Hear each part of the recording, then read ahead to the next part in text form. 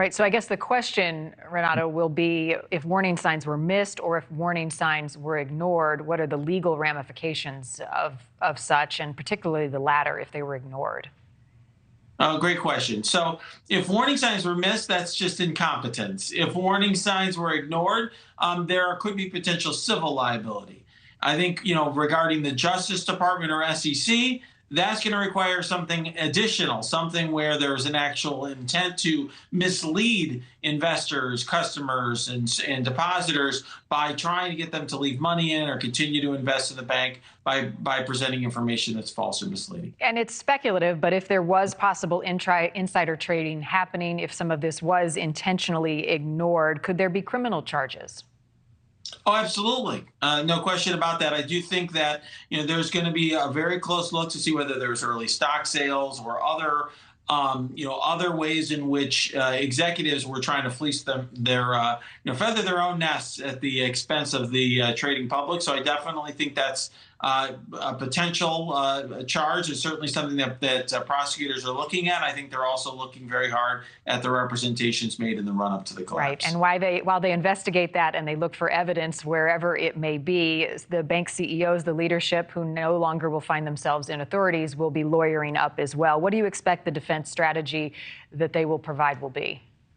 Well, it's going to be very fact specific, but I think the defense story is going to be this was an unfortunate, collapse. It had nothing to do with anything that they did. They acted appropriately. They made proper disclosures, and that they would probably argue that their disclosures are what led to this run on the bank. And that if they were not so above board, that maybe the bank would still be operating the way it had been. So that'll be their story. And I think the real question is whether or not the facts and the communications, all of the documents that we can't see, whether they bear that out. And that's precisely why the SEC and the DOJ are investigating. I'm sure that on your podcast, people are talking about this and you're discussing the legislative side of this and how the fallout will continue. Senator Elizabeth Warren of Massachusetts introduced a bill that would repeal part of the DoddFrank Act, which was passed during the Trump administration. Can you explain some of this?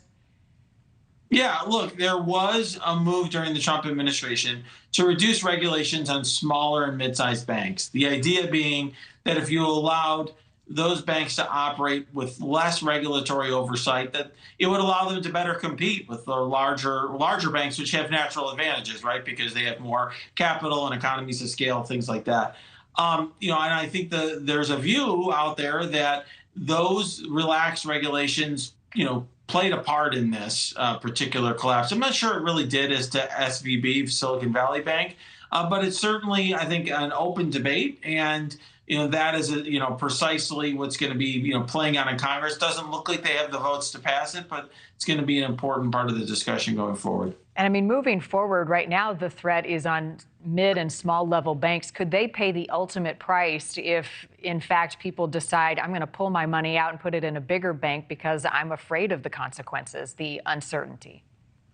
No, I think that's a big reason why the depositors were made whole here. I think Secretary Yellen and others did not want to have a situation where depositors realized that because FDIC insurance caps out at a fairly modest sum for a business, right? A business is likely going to have over, $250,000 in deposit.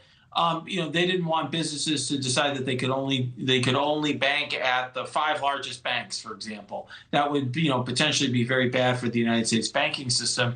So this was, I think, in part an effort to ensure that small and mid-sized banks could continue to compete. Thank you for watching. Go to newsnationnow.com to find NewsNation on your television provider. And don't forget to click the red subscribe button below to get more of NewsNation's fact-driven, unbiased coverage.